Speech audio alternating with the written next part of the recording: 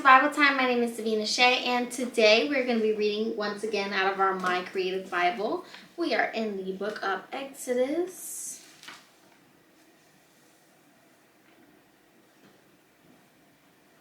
And we are on chapter 14.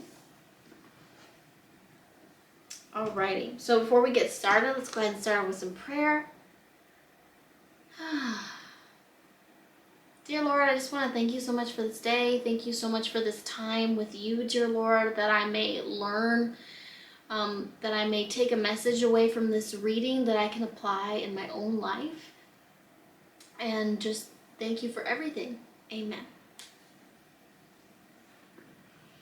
Okay, God instructs the Israelites in their journey. And the Lord spake unto Moses, saying, Speak unto the children of Israel that they turn and encamp before... Okay, this is a strange word for me. Pi-hahiroth, between Midigol and the sea, over against Baal-zephon, before it shall ye encamp by the sea. For Pharaoh will say of the children of Israel, They are entangled in the land, the wilderness hath shut them in. And I will harden Pharaoh's heart, that he shall follow after them, and I will be honored upon Pharaoh and upon all his host, that the Egyptian may know that I am the Lord. And they did so. And it was told the king of Egypt that the people fled, and the heart of Pharaoh and of his servants was turned against the people. And they said, Why have we done this, that we have let Israel go from serving us? And he made ready his chariot and took his people with him. And he took 600 chosen chariots and all the chariots of Egypt and captains over every one of them. And the Lord hardened the heart of Pharaoh, king of Egypt, and he pursued after the children of Israel. And the children of Israel went out with a high hand. Page turn. But the Egyptians pursued after them, and all the horses and chariots of the Pharaoh, and his horsemen and his armies, and overtook them encamping by the sea, beside Pi-hahiroth, before Baal-zephon. Again, sorry if I mispronounced those places. The Israelites murmur. And when Pharaoh drew nigh, the children of Israel lifted up their eyes, and behold, the Egyptians marched after them, and they were sore afraid. And the children of Israel cried out unto the Lord. And they said unto Moses, Because there were no graves in Egypt, hast thou taken us away to die in the wilderness? Wherefore hast thou dealt thus with us, to carry us forth out of Egypt? Is it not this the word that we did tell thee in Egypt, saying, Let us alone, that we may serve the Egyptians? For it had been better for us to serve the Egyptians than that we should die in the wilderness. And Moses said unto the people, Fear ye not, stand still, and see the salvation of the Lord, which he shall shew to you today. For the Egyptians whom ye have seen today, ye shall see them again no more forever. The Lord shall fight for you, and ye shall hold your peace. God instructs Moses. And the Lord said unto Moses, Wherefore criest thou unto me? Speak unto the children of Israel, that they go forward. But lift thou up thy rod, and stretch out thine hand over the sea, and divide it. And the children of Israel shall go on dry ground through the midst of the sea. And I, behold, I will harden the hearts of the Egyptians, and they shall follow them. And I will get me honor upon Pharaoh, and upon all his host, upon his chariots, and upon his horsemen. And the Egyptians shall know that I am the Lord, when I have gotten me honor upon Pharaoh, upon his chariots, and upon his horsemen. And the angel of God, which went before the camp of Israel, removed and went behind them, and the pillar of the cloud went from before their face and stood behind them. And it came between the camp of the Egyptians and the camp of Israel, and it was a cloud and darkness to them, but it gave light by night to these, so that the one came not near the other all the night. The Israelites passed through the Red Sea.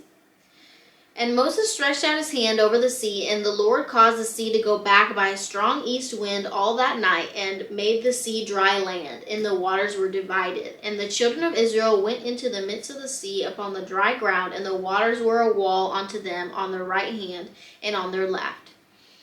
And the Egyptians pursued them, and went in after them to the midst of the sea, even all Pharaoh's horses, his chariots, and his horsemen. And it came to pass that in the morning watched the Lord, looked onto the host of the Egyptians through the pillar of fire and of the cloud, and the troubled host of the Egyptians, and took off their chariot wheels, that they drave them heavily, so that the Egyptians said, Let us flee from the face of Israel, for the Lord fighteth for them against the Egyptians. And the Lord said unto Moses, Stretch out thine hand over the sea, that the waters may come again upon the Egyptians, upon their chariots, and upon their horsemen. And Moses stretched forth his hand over the sea, and the sea returned to its strength when the morning appeared, and the Egyptians fled against it, and the Lord overthrew the Egyptians in the midst of the sea. And the waters returned and covered the chariots, horsemen, and all the host of the Pharaoh that came into the sea after them. There remained not so much as one of them. But the children of Israel walked upon dry land in the midst of the sea, and the waters were a wall unto them on their right hand and on their left. Thus the Lord saved Israel that day out of the hand of Egyptians, and Israel saw the Egyptians dead upon the seashore. And Israel saw that great work which the Lord did upon the Egyptians, and the people feared the Lord and believed the Lord and his servant Moses. All right, that is the end of chapter 14. Okay, so we got a lot going on here.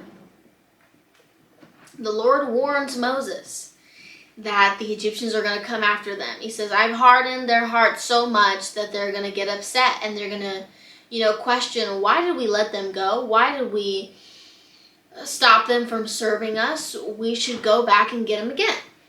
And so they do. They go after them, and then all of a sudden the Israelites, they see... It's just amazing, right? They see all these miracles that God has performed, and now they start to complain. They say, why did you do this to us? Why did you take us out here into the wilderness so that we could die in the wilderness? We were better off. You should have left us alone when we told you to leave us alone. You should have left us in Egypt.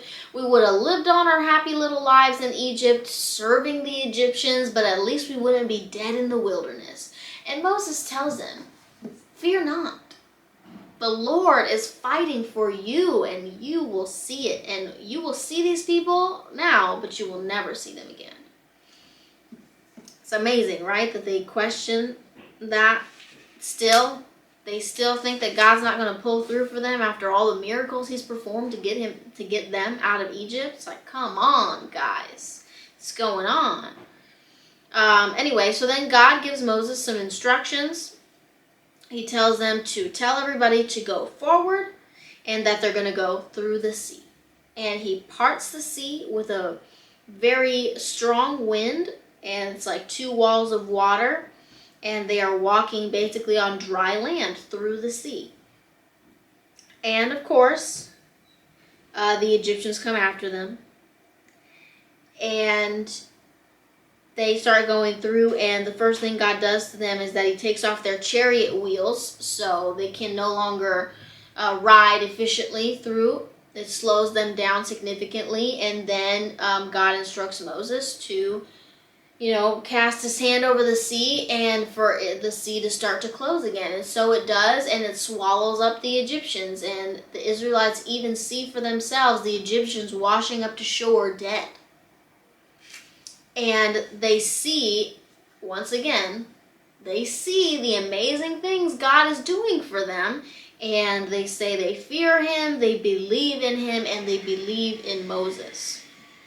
So yeah, that is where we leave off. So we'll see. If you're already familiar with the story, then you already know where this is going to go. But, it's just, it's amazing, really, how someone could see so much, see so many miracles and still have doubt.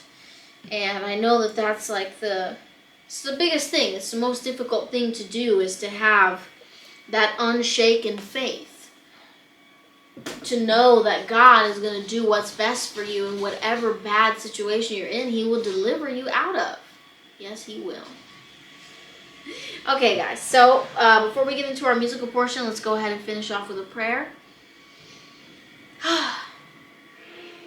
Dear Lord, I just want to ask you today to help me cast all doubt out of my life, dear Lord, that I may be able to see you working in my life and to be able to trust that you are going to do what's best for me and that you will fight for me, dear Lord.